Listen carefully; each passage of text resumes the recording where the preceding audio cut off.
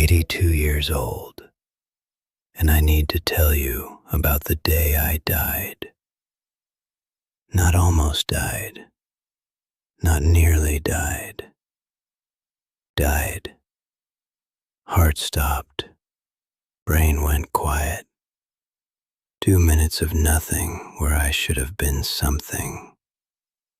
And in those 2 minutes, I didn't see God.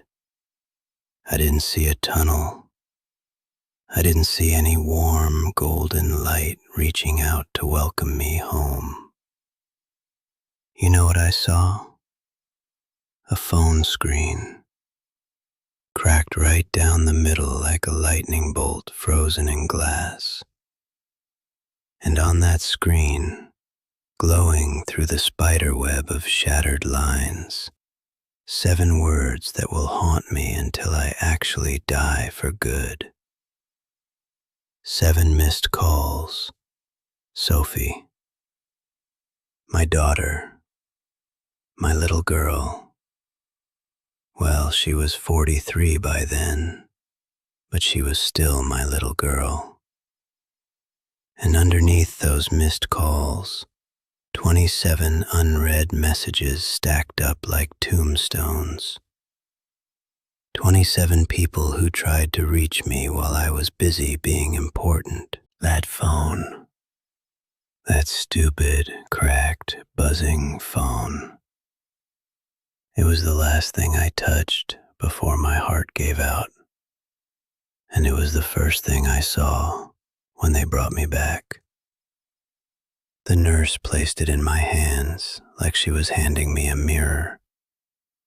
And that's exactly what it was. A mirror. Fractured, still blowing, showing me everything I didn't want to see. So let me tell you what death actually shows you. Not because I want your pity. I'm too old and too tired for pity. I'm telling you because you're making the same mistake I made, and you don't even know it yet. I was a corporate strategist. You know what that means?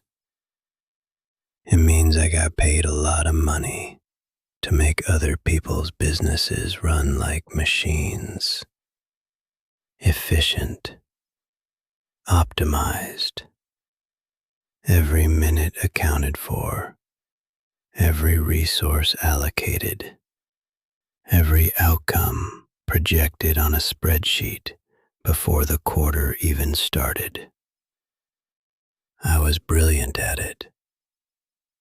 And I'm not saying that to brag. I'm saying it because that brilliance was the most expensive thing I ever owned.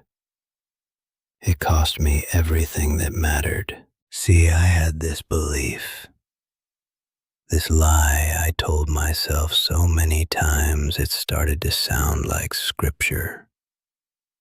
I'd say, once I secure the future, I'll be present for it. You hear that? It sounds so reasonable.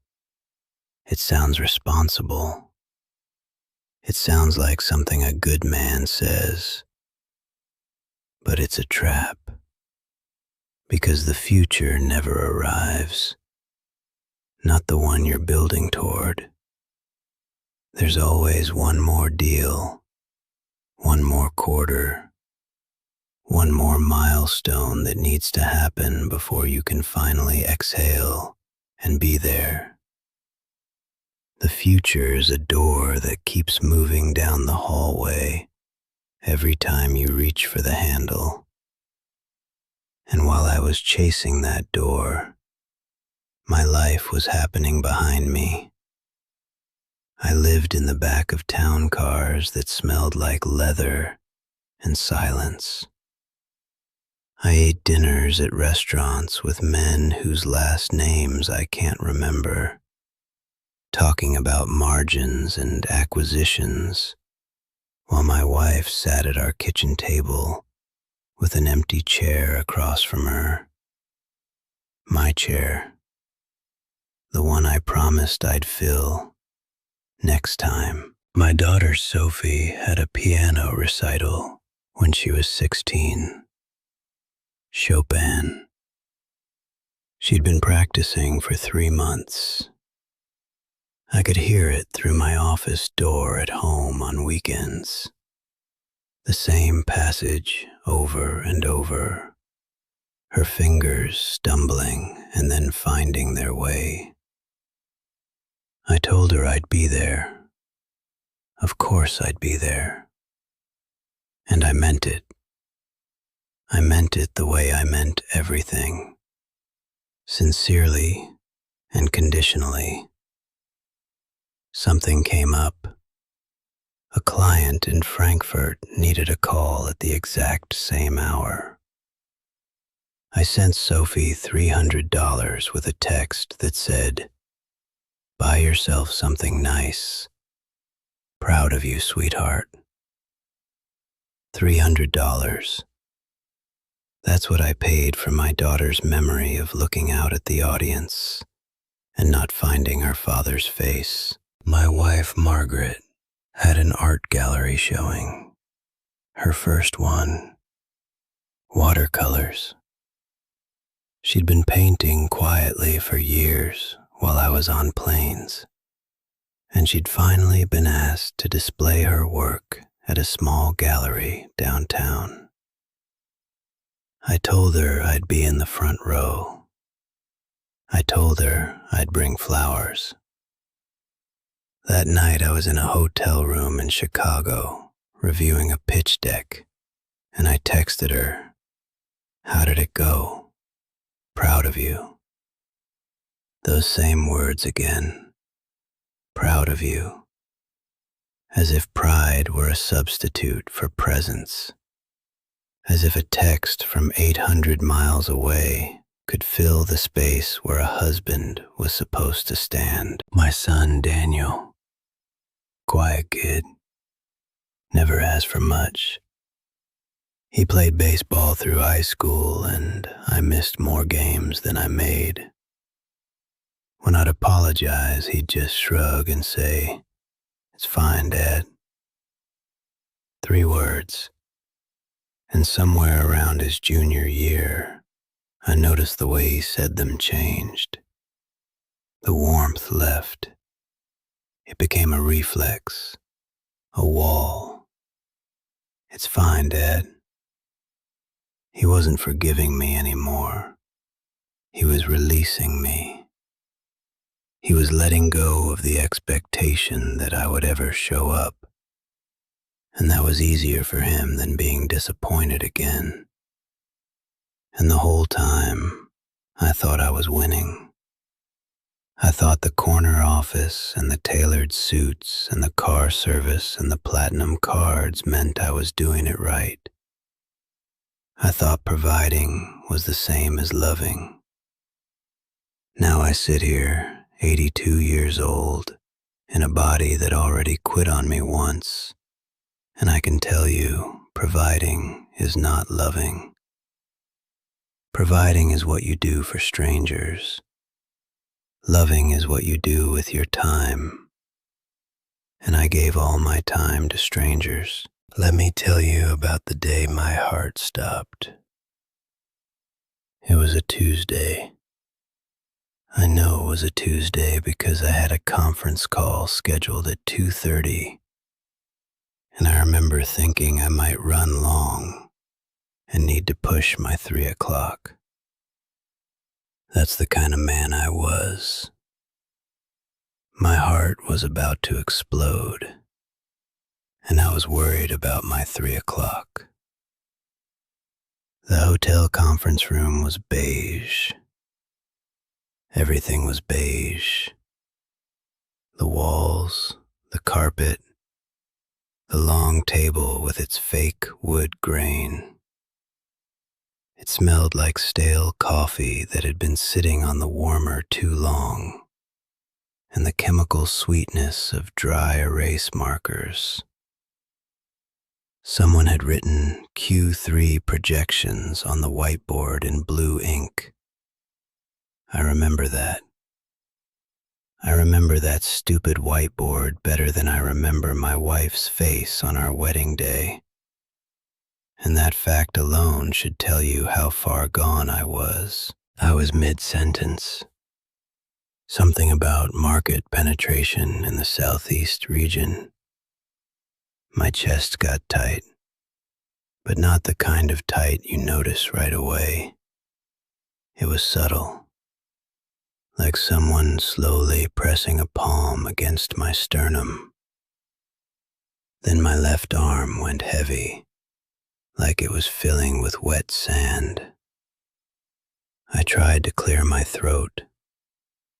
I tried to keep talking because the call was important. The call was always important. Then the room tilted.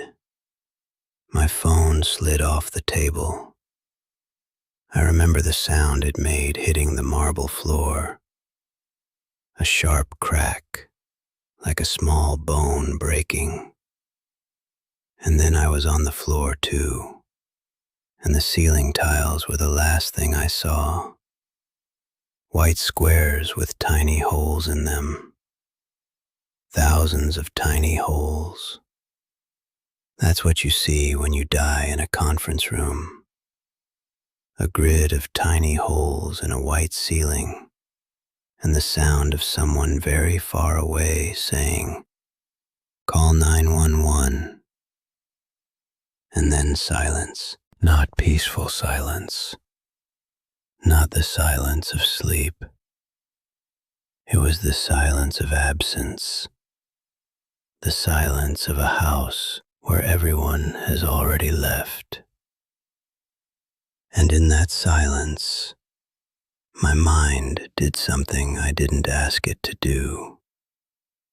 It started playing memories, not the big ones, not the promotions or the victories or the deals I closed. No, it played the small ones, the ones I had thrown away. I saw Sophie at a restaurant table. She was maybe 25. She'd asked me to lunch, just the two of us, and I'd said yes, and then I was late. 40 minutes late. I saw her sitting there, checking the door every time it opened. I saw the moment she stopped checking. I saw her order by herself and eat by herself and pay the bill by herself. And I saw her face when I finally walked in, out of breath, full of excuses. She smiled, but it was the smile you give a coworker, not a father. Polite, distant, practiced. Then I saw Margaret in our bed. It was late, maybe 1 in the morning, and she was sleeping on her side with her hand resting on my pillow. My empty pillow. The pillow that was supposed to have my head on it. And her hand was just resting there on the cold fabric, like she was reaching for someone in her sleep who was never there. I could smell her lavender lotion. I could hear the small sound of the clock on the nightstand. I could feel the emptiness of that bed, like it was my own emptiness. Then I heard Daniel's voice, just 3 words, echoing like they were bouncing off the walls of something hollow and deep. "It's fine, Dad." Over and over. "It's fine, Dad." Getting quieter each time, like he was walking away from me, down a very long hallway, and I was standing still, watching him go, unable to move, unable to call out. Every unanswered ringtone I'd ever silenced came back. Every vibration I'd ignored during a meeting. Every text I'd glanced at and thought, "I'll respond later." They all came flooding in, not as sounds, but as weight, a crushing, suffocating weight on my chest that had nothing to do with my heart and everything to do with my soul. 2 minutes. That's how long I was dead. 2 minutes. Do you know what 2 minutes feels like when your entire life of regret decides to introduce itself? It feels like a century. Then I gasped. My eyes opened. Paramedics were above me, a mask over my face, hands on my chest. But I wasn't looking at them. I was looking past them, at the floor, where my phone lay face up, screen cracked in that lightning bolt pattern, and Sophie's name still glowing on the display. Still calling, still reaching, still trying to get through to a man who had made himself unreachable. They took me to the hospital. They fixed my heart. The one made of muscle, anyway.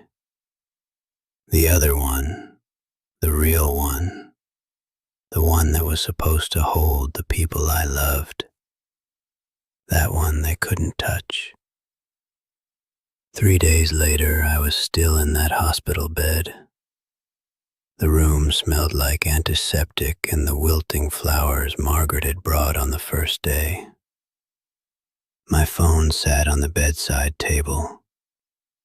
I hadn't touched it for 2 days because every time I looked at it, I saw that cracked screen staring back at me like an accusation. But on the third day, I picked it up. I scrolled through the 27 unread messages. A birthday reminder I had snoozed twice. Sophie had sent me a funny picture of a cat wearing a hat, and underneath it she'd written, "Thought of you, Dad." Just because, no reason, just because she loved me and wanted me to know she was thinking of me. I never opened it. I was in a meeting, and then I found Margaret's message, sent a month before my heart attack, 4 a.m, so she must have been lying awake in that bed, alone again, staring at the ceiling the way I'd been staring at spreadsheets. The message said, "Do you even want to come home anymore?" I never answered, not because I didn't care, because I was busy, because I was always busy. Visitors came. Margaret sat in the chair by the bed. Sophie brought coffee and tried to make small talk. Daniel came too, but he stood by the window, not by my side, by the window, arms crossed, looking out at the parking lot like it was more interesting than his father's second chance at life. And I understood. I understood that he wasn't being cold. He was standing at the distance I had taught him. I had spent 20 years telling my family, through every missed call and empty chair and canceled plan, that there was always something more important than them. And they had finally believed me. The room was quiet, in a way that hospital rooms shouldn't be. There should be warmth when your family is around you. There should be that particular noise of people who love each other, the overlapping voices, the gentle arguments about what to eat, the laughter at something stupid. But my room was quiet. My room was polite. My room sounded like a waiting room, not a homecoming. And I realized the void I felt during those 2 minutes of death wasn't something I'd escaped. I was still living in it. The void wasn't death. The void was the distance between me and every person I had neglected in the name of success. Now I'm talking to you. You, watching this right now. You're holding one of these phones. Maybe you're watching this on one. And somewhere in that phone is a message you haven't answered. A call you let go to voicemail. A text from someone who loves you that you saw and you thought, I'll get to it later. Call them. Not tomorrow. Not after this video. Not when you get a free minute. Now. Right now. Because let me tell you something about later that nobody tells you until it's too late. Later is a lie. Later is the most dangerous word in any language. Later is a credit card for time, and the interest rate is your entire life. You think you're building something, a career, a legacy, a future. Let me tell you what you're building. You're building a beautiful coffin, polished and impressive, and everyone will admire it, and no one will want to climb inside it with you. I know, because I laid in mine for 2 minutes, and the only decoration was a notification badge. Put the phone down. Walk into the next room. If your kid is there, sit with them. Don't say anything important. Just sit there. Let them feel your weight in the chair beside them. If your wife is there, your husband, your partner, whoever it is that you've been taking for granted because they are patient enough to still be there, go look them in the face and say the thing you've been meaning to say. Not proud of you in a text, not a thumbs up emoji. The real thing. The thing that costs you nothing but your time, and your time is the only thing you have that actually means anything. I was dead for 2 minutes, and in those 2 minutes I learned something that 82 years of living never taught me. Your life is not measured by what you build. It is measured by who reaches for you in the dark and still finds you there. Don't wait for death to teach you what life was for. I waited, and I am telling you, the lesson is not worth the price.